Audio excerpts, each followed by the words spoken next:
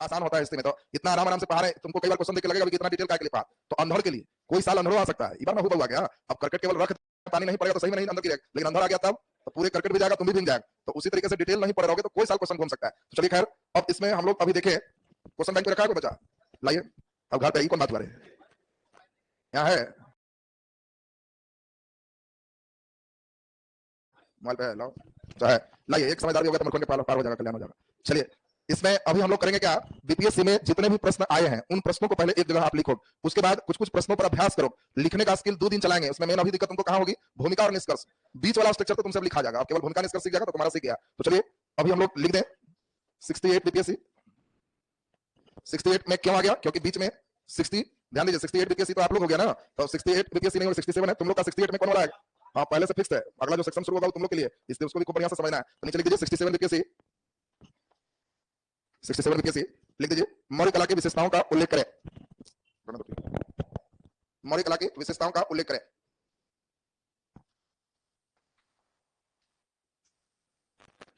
चलिए 67वीं के बाद 66वीं 65वीं 2 बार गैप रहा होगा, 64वीं में तो बीच में निकला पाल कला और पटना कलम निकला, इसलिए 67वीं फिक्स किया गया। तो नीचे लिख दीजिए 64वीं,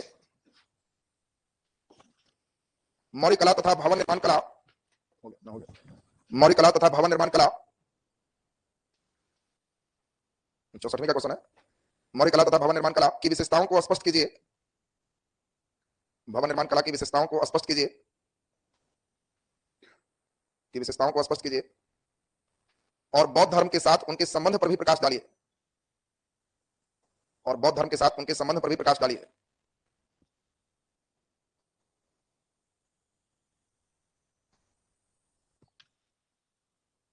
चलिए नीचे लिख दीजिए 60 से 62वीं, 60 से 62वीं, 60 से 62वीं लिखिए, मौर्य कला पर प्रकाश डालिए, मौर्य कला पर प्रकाश डालिए तथा बिहार में इसके प्रभाव का विश्लेषण कीजिए, तथा बिहार में इसके प्रभाव का विश्लेषण कीजिए, विश्लेषण कीजिए। नीचे लिख दीजिए 53वीं से 55वीं, बिहार में इसके प्रभाव का विश्लेषण कीजिए। नीचे लिख दीजिए 53वीं से 55वीं, मौर्य कला की प्रमुख विशेषताओं की विवेचना कीजिए, मौर्य कला की प्रमुख विशेषताओं की विवेचना कीजिए, मौर्य कला की प्रमुख विशेषताओं की विवेचना कीजिए। नीचे लिख दीजिए 47 में 47, 47 में, मौर्य कला एवं स्थापत्य की प्रमुख विशेषताओं की विश्लेषण कीजिए, मौर्य कला एवं स्थापत्य के, मौर्य कला एवं स्थापत्य के प्रमुख विशेषताओं का विश्लेषण कीजिए,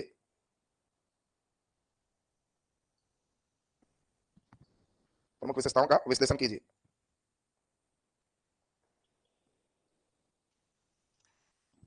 नीचे लिख दीजिए 44 में, 44 में लिखिए, मौर्य कला की प्रमुख विशेषताओं का आलोचनात्मक परीक्षण कीजिए, मौर्य कला की प्रमुख विशेषताओं का आलोचनात्मक परीक्षण कीजिए।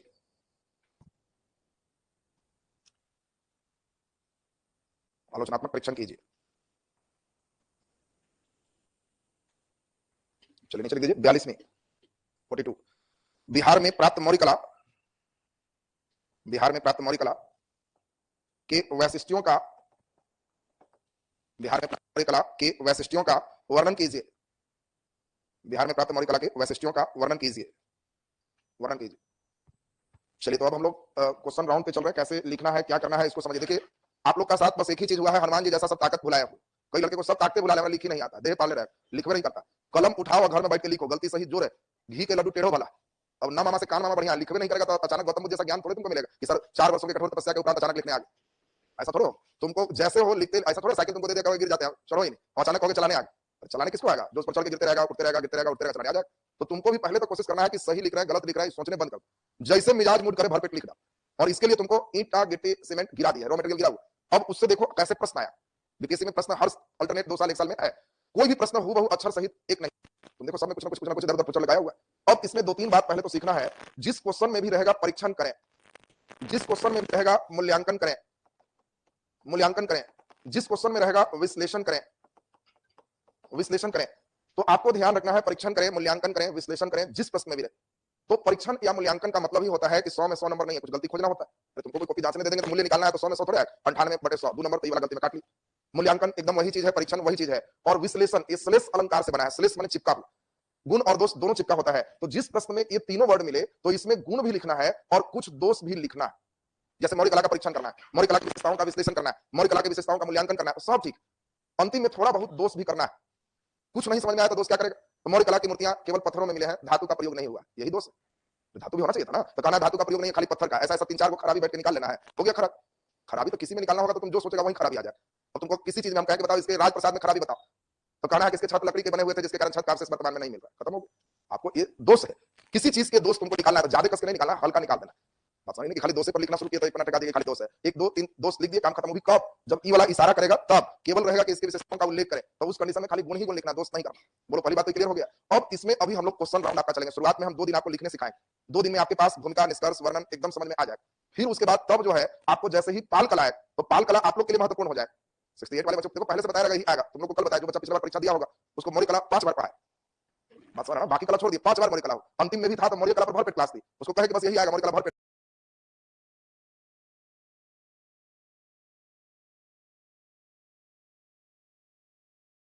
बाकी कला पर एलटी नहीं लगा, तो उसको अब इतना करके भेजा गया, उसके बाद भी नालायक लोग को मौर्य कला का परीक्षा भी ली, लोग को टेस्ट भी लिया गया, उसमें भी मौर्य कला के क्वेश्चन दी, एक हल्का तो भारी दिए, सब पहले से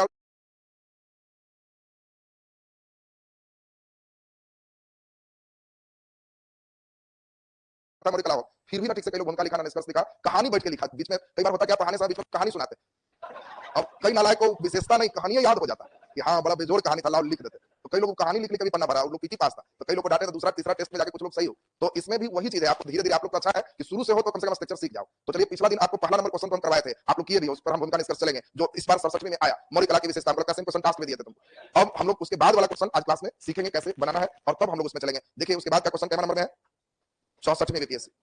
चलिए तो ध्यान दीजिए,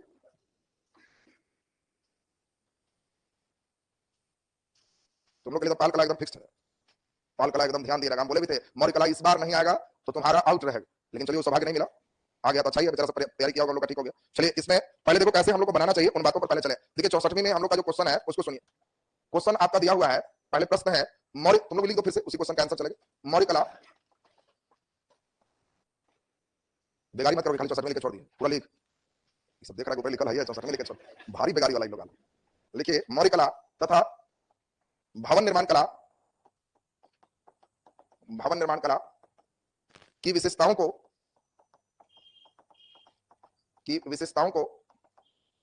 स्पष्ट कीजिए, विशेषताओं को स्पष्ट कीजिए तथा बौद्ध धर्म के साथ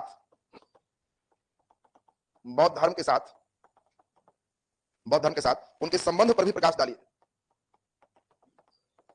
उनके संबंध पर भी प्रकाश डालिए।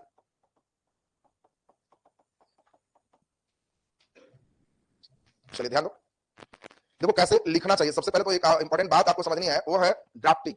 पहले ही आपके स्ट्रक्चर रीढ़ की हड्डी बन जानी चाहिए कि हम कैसे परीक्षा में लिखें। जो बच्चे स्ट्रक्चर नहीं बना पाएगा वो जैसे तैसे लिखेगा, बढ़िया अंक आएगा।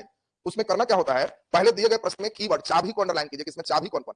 तो पहला चाबी मिल रहा है मौर्य कला, भवन निर्माण दूसरा चाबी की विशेषता, यानी हमें मौर्य कला की विशेषता भी लिखना है, भवन निर्माण की भी विशेषता लिखना है, और बौद्ध धर्म के साथ संबंध भी लिखना है। प्रश्न में 3-3 स्टेप है, तो हम लोग उसी के अनुसार चलेंगे। सबसे पहला ड्राफ्टिंग में होगा कि हम लोग क्या लिखेंगे, भूमिका। ये ड्राफ्टिंग शुरू में आपको क्वेश्चन पेपर पर ही धीरे धीरे यहीं पर आपको करना है, परीक्षा हॉल में कि मन ही मन चले, कुछ हल्की बातें क्वेश्चन पर कर सकते हो, कॉपी में ऐसा नहीं लिखना। भूमिका में ज्यादा नहीं आपको सोचना है कि हमें 4 लाइन बनाना है। सबसे पहले तो देखो यही सोचना, 4 लाइन में 1 लाइन हम लोग को सीधे कर देना है मौर्य कला, विशेष कला, ये थोड़ा सा मौर्य कला पर हम लोग को चलना है।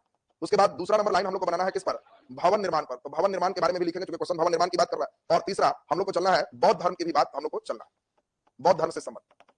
तो भूमिका में हमें प्रश्न जो दिया है उन पर बातें करनी है और उन पर बातों को सोचना है, 1 लाइन 2 लाइन या किसी पर 2 लाइन, बाकी पर 1 लाइन, खत्म हो गया। ये हमारा 4 लाइन की भूमिका तैयार हो। तब हम लोग चलेंगे फिर पैराग्राफ चेंज करके मौर्य कला की विशेषता, फिर पैराग्राफ चेंज होगा और फिर क्या चलेगा, भवन निर्माण कला की विशेषता, फिर पैराग्राफ चेंज होगा, फिर क्या होगा, बौद्ध धर्म से संबंध, बौद्ध धर्म से संबंध, फिर पैराग्राफ चेंज होगा, फिर क्या होगा। ध्यान दीजिए, यही परीक्षा में तुम्हें सोचना है। फिर क्या करना है, परीक्षा हॉल में ड्राफ्टिंग करना है कि भवन निर्माण में कौन कौन भवन है। तो कहना है कि समझ गए, एक तो राजप्रसाद था, फिर और क्या था, स्तूप था, और क्या था, गुफा था। तो सोचना है इन सब पर एक पैराग्राफ बढ़िया से बनाना है। मौर्य कला में अगर इन चीजों को हटा दे तो और क्या है, तो स्तंभ है और एक लोक कला है। लोक कला में यक्ष यक्षिणी मीनन मूर्ति सब आ जाएगा। अब बौद्ध धर्म से संबंध में हमको 4 लाइन सोचना है। तो बौद्ध धर्म के संबंध में एक तो हम लोग देखें कि बौद्ध भिक्षुओं के लिए कई विहार बनता होगा, स्तूप बना होगा, स्तंभ में भी कई चित्र का प्रयोग किया गया होगा, ये सभी संबंध को दिखा दे। और निष्कर्ष क्या होता है, भूमिका क्या होता है, अंतर सुन। भूमिका स्टार्टिंग पॉइंट है और निष्कर्ष लास्ट पॉइंट। माने निष्कर्ष में तुमको खास लिखना होता है कि क्या तुम इसमें देखा, फाइनली क्या नजर आया तुमको, इस कला की क्या खूबसूरती तुम देखा, उस पर निष्कर्ष होगा। तो निष्कर्ष में भी हम लोग को एक लाइन बना देना है किस पर, मौलिक कला पर, एक लाइन बना देना है किस पर, भवन निर्माण पर, कि भवन कैसा आपने देखा, और फिर हम लोग को बौद्ध धर्म के साथ इसको लिख दिए, एक से दो लाइन में निष्कर्ष कंप्लीट हो गया। तो ये देखो एक ड्राफ्टिंग है। लोक कला में भी सोच लेना है कि यहाँ यक्ष, यक्षिणी, मृण मूर्ति, ये सब चलेगा। अब देखो जो बच्चे परीक्षा हॉल में अपने से इतना ड्राफ्टिंग किसी क्वेश्चन का सोच रहा तो वो खूब बढ़िया आंसर लिखे। जिनके पास ड्राफ्टिंग नहीं है, वो नालायक लोग क्या करता है, लिखेगा यहाँ आते आते गुफा के बाद उसको यक्षिणी याद आता है, यार यक्षिणी भी दीदारगंज से था, अब क्या कर। तो एक ड्राफ्टिंग नहीं रहेगा तो तुमको उल्टा पुल्टा होते रहेगा, ड्राफ्टिंग रहेगा तो कब कहां क्या लिखना है तुम्हारा फिक्स हो। इस पर तुमको कम से कम 3 से 4 मिनट टाइम देना है। एक क्वेश्चन पर 22.5 मिनट रहता है। घर पे अपने से घड़ी देख लो और 20 मिनट में कितना लिख सकते हो उतने लिखना। चाहे 3 पन्ना तुम्हारा हो जा रहा है चाहे 10 पन्ना हो जा रहा है, कोई मतलब नहीं। 20 मिनट में तुम कितना लिख रहा है बस वही मतलब है। घड़ी देख के चेक कर लेना है, अपने से चिट्टा लेके छापे करना, उसी से पता चल जाए। देख देख के ही लिख। 20 मिनट में कितना लिखेगा तो देखोगे कि 3 पेज के लगभग में लिख सकते हो। तो बस वो 3 पेज एक आइडियल आंसर है, काम खत्म है। उससे ज्यादा तुम लिखोगे कोई ना कोई क्वेश्चन छूट जाए, उससे कम लिखोगे तो अंतिम में मोहन सोहन हुआ रे करते रहो, कम लिखेगा तो अंतिम में तुम्हारा टाइम बचेगा, जो प्रोजेक्ट मारते रहे। तो एकदम बैलेंस टाइम तुम्हारा होना चाहिए। तो अब इसमें ये जो देख रहे हो इस पर हम अभी ड्राफ्टिंग लिखाएंगे। ड्राफ्टिंग पहले आप कर लीजिए, अभी कोई बात नहीं, अभी क्वेश्चन के नीचे ही ड्राफ्टिंग करो, धीरे धीरे याद छूटेगा। अभी बैसाखी लेके चलो, धीरे धीरे बैसाखी पे अपने से टक टक चलेगा। क्वेश्चन देख के हम लोग को पहले सोचना है किन किन बातों पर चलना है।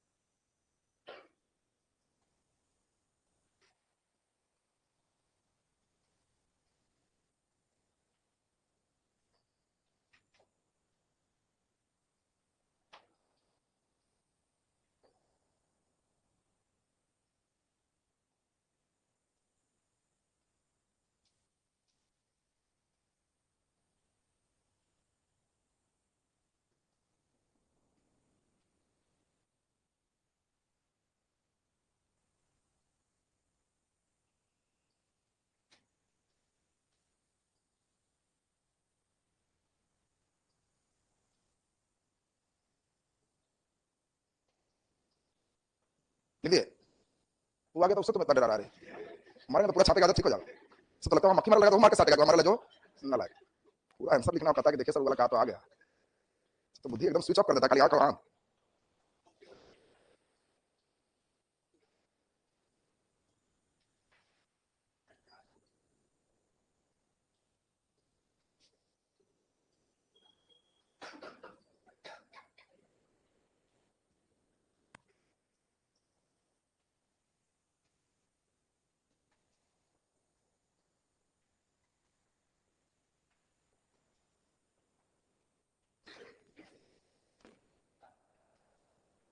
बना दिया सब कुछ ड्राफ्टिंग।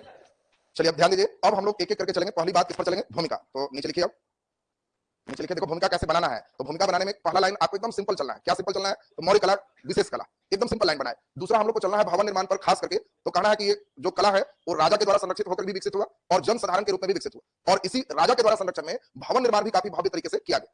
इसमें बौद्ध धर्म के भी प्रभाव आंशिक रूप से दृष्टिगत होते हैं, पूरा नहीं करना, आंशिक रूप से दृष्टिगत होते हैं, और इसकी विशेषता को फिर नीचे चले जाए। तो आपको नीचे लिखना है, पहले नीचे लिखिए, लिखिए मौलिक कला। मौलिक कला भारत के विभिन्न कला में, भारत के विभिन्न कला में, भारत के विभिन्न कला में अपना विशेष महत्व रखता है। भारत के विभिन्न कला में अपना विशेष महत्व रखता है, अपना विशेष महत्व रखता है। यह कला राजकीय प्रश्रय और, यह कला राजकीय प्रश्रय और, राजकीय प्रश्रय और जनसाधारण दोनों के द्वारा विकसित हुए, राजकीय प्रश्रय और जनसाधारण दोनों द्वारा विकसित हुए, दोनों द्वारा विकसित हुए। राजकीय कला के अंतर्गत, राजकीय कला के अंतर्गत भवन निर्माण किए गए, भवन निर्माण किए गए, भवन निर्माण किए गए। इस कला पर, इस कला पर बौद्ध धर्म, इस कला पर बौद्ध धर्म के भी आंशिक प्रभाव दृष्टिगत होते हैं, बौद्ध धर्म के भी आंशिक प्रभाव दृष्टिगत होते हैं, आंशिक प्रभाव दृष्टिगत होते हैं। इस कला की विशेषताओं को, इस कला की विशेषताओं को निम्नलिखित प्रकार से देखा जा सकता है, इस कला की विशेषताओं को निम्नलिखित प्रकार से देखा जा सकता है। विशेषताओं को निम्नलिखित प्रकार से देखा जा सकता है। अब देखो करना क्या होता है, बार एक ही चीज समझा रहा है, ध्यान देना।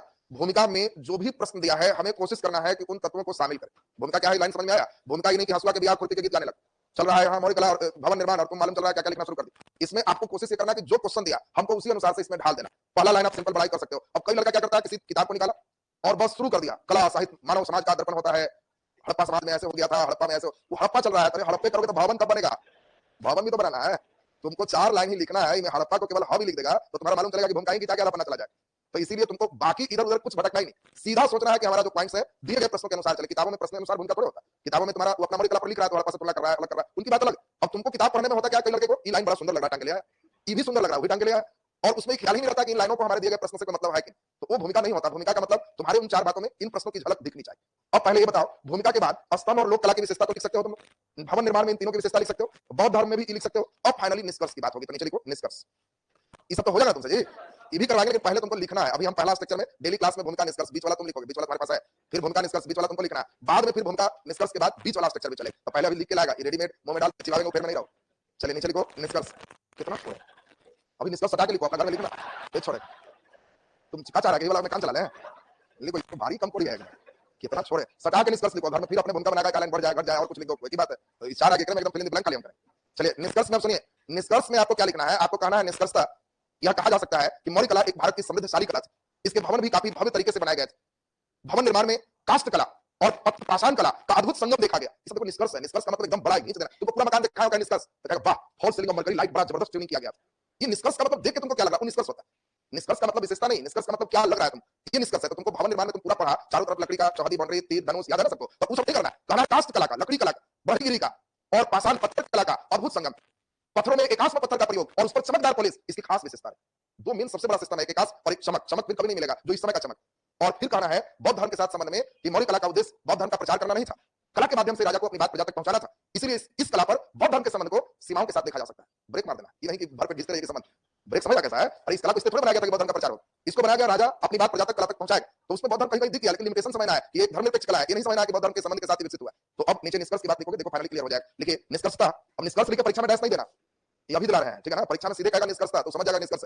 निष्कर्षता यह कहा जा सकता है, निष्कर्षता यह कहा जा सकता है, यह कहा जा सकता है कि मौर्य कला एक समृद्धशाली कला थी। मौर्य कला एक समृद्धशाली कला थी। इसमें भवन भी काफी भव्य तरीके से बनाए गए थे। इसमें भवन भी काफी भव्य तरीके से बनाए गए थे, काफी भव्य तरीके से बनाए गए थे। एकास्म पत्थर के प्रयोग, एकास्म पत्थर के प्रयोग और उस पर किया जाने वाला चमकदार पॉलिश, और उस पर किया जाने वाला चमकदार पॉलिश, चमकदार पॉलिश पॉलिश इस कला की प्रमुख विशेषता रही। इस कला की प्रमुख विशेषता रही। भवन निर्माण कला में भी,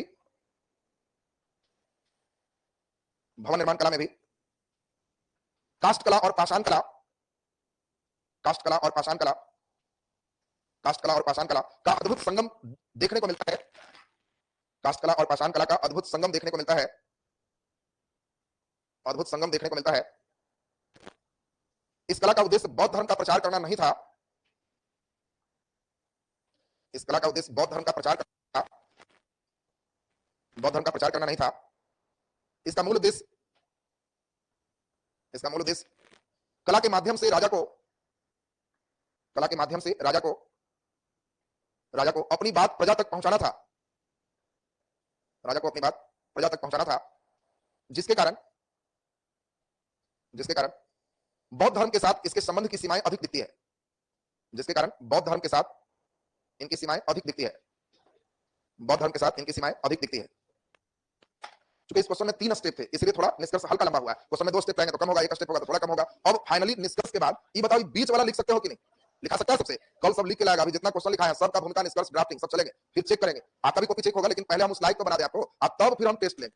3 क्वेश्चन मौर्य कला से होगा, पहले से आउट होगा कि मौर्य कला से रहना है, जिसमें 1 क्वेश्चन हल्का रहेगा, 2 हल्का अंदर वाला रहेगा, और 3 में 2 बनाना रहेगा, 1 छोड़ना रहेगा। बस समझ रहे ना, तो उससे हमको मालूम चल जाएगा कि कौन कौन कितना बढ़िया भूमिका लिख रहा है और कौन इधर से उधर उठपटांग गाना गीत गाने में लगा हुआ है, तो सब पता चल जाएगा। तो अभी 2 क्लास इस पर और लेंगे, तब फिर आपका क्वेश्चन राउंड आपके लिए हो जाएगा। चलिए अभी क्लास आपका यहीं तक।